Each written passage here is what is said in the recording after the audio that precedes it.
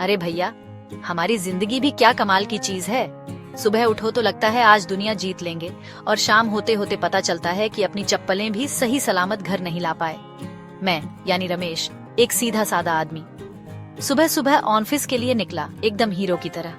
बीवी ने टिफिन दिया, बच्चे ने टाटा किया और मैं लोकल ट्रेन की तरफ बढ़ चला।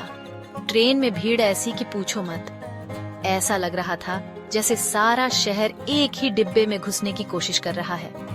धक्का मुक्की, पसीने की खुशबू और किसी के बगल वाले का पराठा, बस यही है मुंबई लोकल की कहानी। इसी भीड़ भाड़ में किसी ने हाथ की सफाई दिखा दी। ऑफिस पहुंचकर जब जेब में हाथ डाला तो दिल धक से रह गया। मोबाइल फोन गायब। अरे भैया, फोन नहीं, मेरी पूरी दुनिया गायब हो गई थी। सारे कॉन्टैक्ट्स, जरूरी मैसेज और सबसे बढ़कर बीवी के भेजे हुए "क्या कर रहे हो" वाले सवालों का जवाब देने का जरिया भी चला गया। पूरा दिन टेंशन में बीता। बॉस की डांट अलग और फोन खोने का गम अलग। ऐसा लग रहा था जैसे किसी ने मेरी आत्मा ही चुरा ली हो। आजकल बिना फोन के आदमी बिना पानी की मछली जैसा ही तो है। किससे बात करूं, किसको अपना दुखड़ा सुनाऊं, कुछ समझ नहीं आ रहा था। बस मन में यही चल रहा था कि शाम को घर जाकर बीवी को क्या जवाब दूंगा। दिन भर की मगजमारी के बाद जब मैं थका हारा घर पहुंचा तो सोचा था कि बीवी को सॉरी बोलकर मामला रफा दफा कर दूंगा, लेकिन घर का नजारा देखकर मेरे तो होश ही उड़ गए। दरवाजा खुला था और अंदर का माहौल किसी जंग के मैदान जैसा लग रहा था। मेरी सास यानी मेरी अम्मा जी आंखों में अंगारे लिए बैठी थी। मेरे ससुर जी ऐसे देख रहे थे जैसे मैं कोई आतंकवादी हूँ और अभी अभी सीमा पार करके आया हूँ। बीवी एक कोने में खड़ी सिसकियां भर रही थी।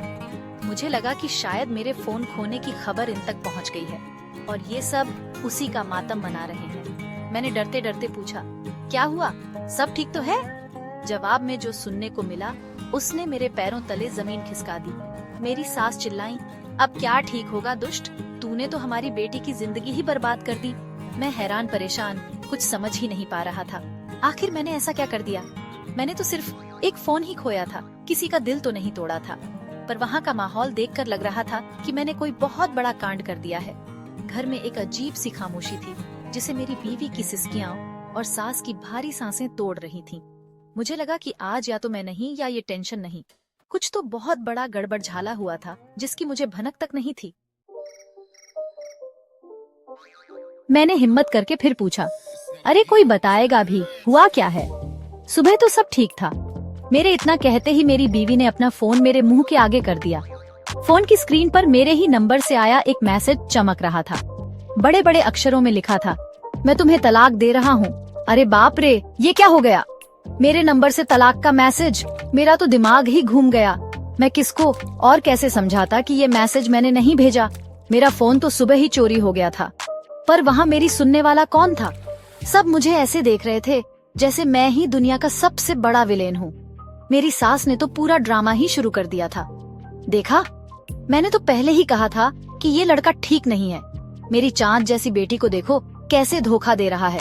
एक फोन पर तलाक भेज दिया। अरे जालिम, कुछ तो शर्म करता। सामान पैक हो रहा था, जैसे बेटी की विदाई नहीं बल्कि मेरी विदाई की तैयारी चल रही हो। बच्चे बेचारे एक कोने में खड़े होकर ये सब देख रहे थे। उन्हें समझ ही नहीं आ रहा था कि पापा ने अचानक मम्मी को घर से निकालने का फैसला क्यों कर लिया। मैं चीख चीख कर कह रहा था, अरे मेरा फोन चोरी हो गया है, ये मैंने नहीं किया। पर मेरी आवाज उस तूफान में दबकर रह गई थी जो मेरे ही घर में मचा हुआ था। मैंने कसम खाई, मिन्नतें की, यहाँ तक कि अपने बॉस को फोन करके कंफर्म कराने की भी कोशिश की कि मेरा फोन सच में चोरी हुआ है। पर बीवी का एक ही सवाल था, अगर फोन चोरी हुआ था तो सुबह से बताया क्यों नहीं? अब उसे कैसे समझाऊं कि बताने के लिए भी तो फोन चाहिए होता है। पूरा मोहल्ला इकट्ठा हो गया था। शर्मा जी की बीवी बालकनी से ऐसे झांक रही थीं जैसे कोई लाइव सीरियल चल रहा हो। वर्मा जी तो सलाह देने भी आ गए, रमेश भाई, गुस्से में ऐसे फैसले नहीं लेते। अरे कौन सा फैसला? मैंने तो कोई फैसला लिया ही नहीं था। मेरी तो पूरी जिंदगी का ही फैसला कोई और करके चला गया था। घंटों की बहस और कस्में खाने के बाद आखिरकार मेरे साले साहब को थोड़ी दया आई। वो थोड़ा समझदार था। उसने कहा, जीजू एक बार उस नंबर पर फोन लगाकर तो देखते हैं, शायद चोर ही उठा ले। ये आइडिया मेरे दिमाग में क्यों नहीं आया? शायद टेंशन में अक्ल घास चरने चली जाती है। तुरंत उसके फोन से मेरा नंबर डायल किया गया। पूरा कमरा शांत था, सबकी सांसें अटकी हुई थीं। फोन की घंटी जा रही थी, ट्रिन ट्रिन, और फिर किसी ने फोन उठा लिया। दूसरी तरफ से एक घबराई हुई आवाज आई। हेलो, कौन? उस एक हेलो ने मेरी डूबती हुई नैया को सहारा दे दिया था। जैसे ही चोर ने फोन उठाया, मैं तो उस पर बरस ही पड़ा। अरे भाई, तूने फोन चुराया, ठीक है, पर ये तलाक का मैसेज क्यों भेजा? मेरी बसी बसाई गृहस्थी में आग लगा दी तूने। दूसरी तरफ से चोर की जो आवाज आई वो किसी अपराधी की नहीं बल्कि एक सताए हुए इंसान की लग रही थी।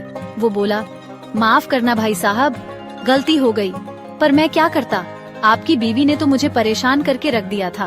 मैं हैरान, मेरी बीवी ने चोर को परेशान कर दिया। ये तो उल्टी गंगा बहने लगी। चोर ने अपनी दर्द भरी कहानी सुनानी शुरू की और पूरा कमरा एकदम शांत होकर उसकी आपबीती सुनने लगा।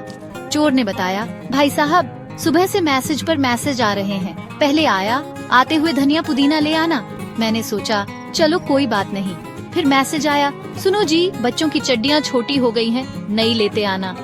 अरे भाई, मैं चोर हूँ, कोई शॉपिंग करने वाला पति नहीं। मैं तो ये सब देखकर ही घबरा गया। उसकी आवाज में इतना दर्द था कि मुझे उस पर गुस्सा कम और तरस ज्यादा आने लगा। उसने आगे बताया कि हर घंटे कोई न कोई फरमाइश आ जाती थी। गैस का सिलेंडर बुक करवा देना, मम्मी जी की दवाई लेते आना, शाम को गोलगप्पे खाने का मन है, वो पड़ोसन के यहाँ से अचार की कटोरी वापस लानी है। बेचारा चोर इन सब मैसेज से इतना तंग आ गया कि उसे लगा कि चोरी करके उसने कोई गुनाह नहीं बल्कि अपने सिर पर एक नई मुसीबत पाल ली है। वो बोला, भाई साहब, आपकी बीवी तो रुकने का नाम ही नहीं ले रही थी। हर 10 मिनट में एक नया काम। मुझे तो लगने लगा कि चोरी का धंधा छोड़कर किसी के घर का नौकर बन जाऊं। शायद वहाँ कम काम करना पड़े। ये तो 24 घंटे की ड्यूटी है भाई, कोई छुट्टी भी नहीं। उसकी बातें सुनकर घर में जो तनाव का माहौल था वो धीरे धीरे हंसी में बदलने लगा। मेरी सास, जो कुछ देर पहले मुझे खा जाने वाली नजरों से देख रही थी, अब अपना मुंह छुपाकर हंस रही थी। कहानी का असली ट्विस्ट तो तब आया जब चोर ने तलाक वाले मैसेज की वजह बताई। वो बोला, भाई साहब, दोपहर में आखिरी मैसेज आया, आज मेरे भाई भाभी आ रहे हैं, शाम को घर जल्दी आ जाना। बस मेरे सब्र का बांध टूट गया। मुझे लगा कि अगर आज मैं इस फोन से छुटकारा नहीं पाऊंगा तो ये औरत कल को मुझे अपने मायके भी ले जाएगी। मुझे कुछ समझ नहीं आया तो मैंने सोचा कि सबसे बड़ा बम फोड़ देता हूँ। मैंने तलाक का मैसेज भेज दिया ताकि भाभी जी आगे से कोई मैसेज ही न भेजें। भाई साहब, अपना फोन वापस ले लो प्लीज, मुझसे ये जिम्मेदारी नहीं संभाली जाएगी। चोर की बातें सुनकर पूरा घर ठहाकों से गूंज उठा। जो बीवी कुछ देर पहले रो रो कर घर छोड़ने की तैयारी कर रही थी, वो भी अब हंस रही थी। चोर ने फोन पर ही अपना पता बताया और कहा, भाई साहब, आकर अपना फोन ले जाओ और मुझे इस गृहस्थी से मुक्ति दिलाओ। हम सब हैरान थे कि कोई चोर चोरी का माल वापस करने के लिए खुद बुला रहा है। शायद वो दुनिया का पहला चोर होगा जो चोरी करके पछता रहा था, वो भी किसी पैसे या गहने की वजह से नहीं बल्कि मेरी बीवी के रोजमर्रा के फरमाइशी मैसेज की वजह से। ये किस्सा तो इतिहास में लिखा जाना चाहिए। अगले दिन मैं और मेरा साला उस चोर के बताए पते पर पहुँचे। वो हमें एक चाय की टपरी पर मिला। बेचारा बड़ा डरा सहमा सा लग रहा था। उसने फोन मुझे वापस करते हुए हाथ जोड़ लिए और बोला, भाई साहब, आज के बाद किसी शादीशुदा आदमी का फोन नहीं चुराऊंगा। ये तो चोरी से भी ज्यादा रिस्की काम है।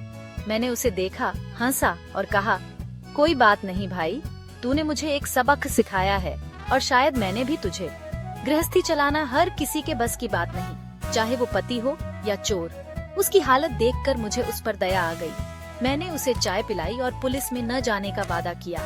घर लौटकर जब मैंने ये पूरा किस्सा अपनी बीवी को सुनाया तो वो भी हंसते हंसते लोटपोट हो गई। उस दिन के बाद से हमारे घर का माहौल ही बदल गया। अब जब भी मेरी बीवी मुझे कोई काम बताती है तो मैं मजाक में कहता हूँ, ये मैसेज उस चोर को भेज दूं क्या? और हम दोनों हंस पड़ते हैं। उस एक घटना ने हमारे रिश्ते में एक नई ताजगी और हंसी घोल दी थी। कभी कभी जिंदगी में ऐसी अजीबोगरीब घटनाएं भी हो जाती हैं जो हमें हंसाती भी हैं और बहुत कुछ सिखा भी जाती हैं। उस चोर ने मेरा फोन चुराया था, पर बदले में मेरे परिवार को एक यादगार कहानी और ढेर सारी हंसी दे गया। अंत में मैं तो यही कहूँगा भैया कि शादीशुदा आदमी की जिंदगी दूर से ही सुहानी लगती है। अंदर घुसकर देखो तो पता चलता है कि धनिया पुदीने से लेकर बच्चों की चड्डियों तक की जिम्मेदारियां कितनी बड़ी होती हैं। उस बेचारे चोर को तो एक ही दिन में ये ज्ञान प्राप्त हो गया। खैर, जो हुआ अच्छा हुआ। कम से कम मेरे तलाक का मामला तो सुलझ गया। अब तो बस यही डर है कि कहीं वो चोर अपनी कहानी पर कोई किताब न लिख दे, वरना मैं तो कहीं मुंह दिखाने लायक नहीं रहूंगा। चलो, हंसते रहो और हंसाते रहो, क्योंकि जिंदगी में टेंशन लेने के लिए और भी बहुत कुछ है।